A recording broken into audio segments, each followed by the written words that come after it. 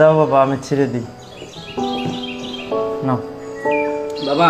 হ্যাঁ, আমাকে 500 টাকা দিও তো। কেন রে, তোর 500 টাকা লাগবে? পুজোতে একটু ঘুরতে যাবো, বাইকের তেল ভরতে লাগবে। তোর কেমন বাইক রে, 500-700 টাকার তেল লাগে? দেখ তো আমার বাইকটা কত সুন্দর, তেলই লাগে না। এ তোমার ওটা বাইক, ওটা সাইকেল। ওটা তো পা দিয়ে চলবে। দিও। হ্যাঁ ঠিক আছে। মা, তুমিও 200 টাকা দিও।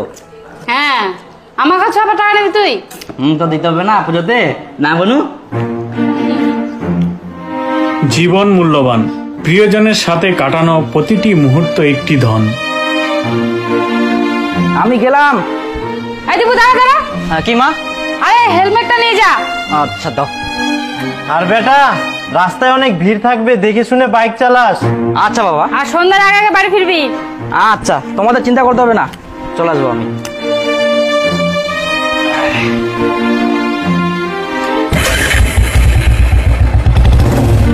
প্রতিটি যাত্রা নিরাপত্তার একটি প্রতিশ্রুতি দিয়ে শুরু হয়।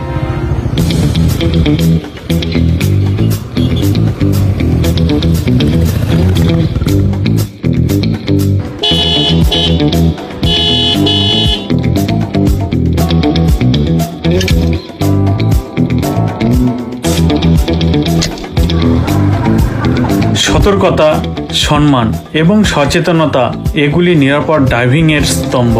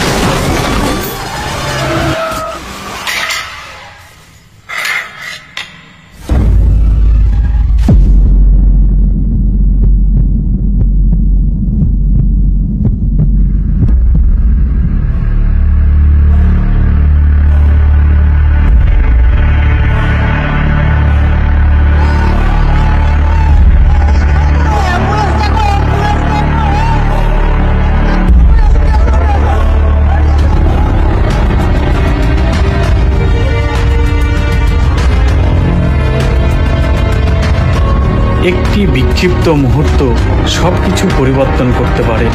একটি ভুল অপরিবর্তনীয় পরিণতির দিকে নিয়ে যেতে পারে।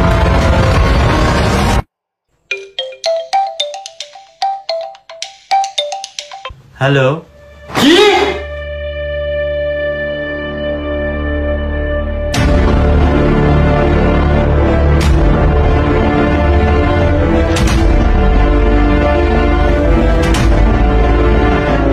একটি দুর্ঘটনার প্রভাব চালকের বাইরেও প্রসারিত হয়। এটি প্রিয়জনের জীবনে ঢেউয়ের মতো ছড়িয়ে পড়ে।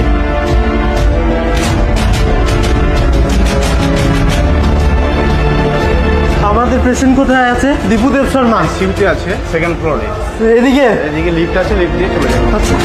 দেখুন, চিন্তা করবেন না, আপনার ছেলে মোটামুটি ভালোই আছে। তবে হেলমেট থাকার জন্য আপনার ছেলে প্রাণে বেঁচে গেছে। কিন্তু প্রিয়জনের কষ্টের যন্ত্রণা অকল্পনীয়। একটি প্রতিরোধযোগ্য দুর্ঘটনার দুঃখ অপরিসীম।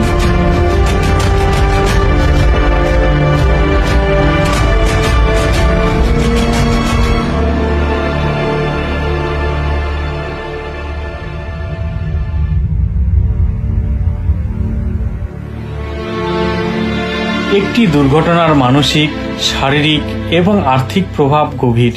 এটি জীবনের প্রতিটি দিককে প্রভাবিত করে।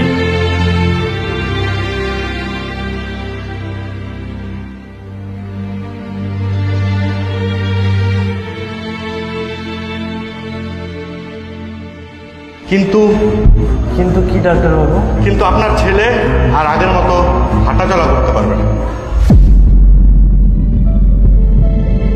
বেঁচে থাকা সবসময় স্বাভাবিক অবস্থায় ফিরে আসা বোঝায় না। দুর্ঘটনার দৃশ্যমান এবং অদৃশ্য দাগগুলি জীবনব্যাপী থাকে।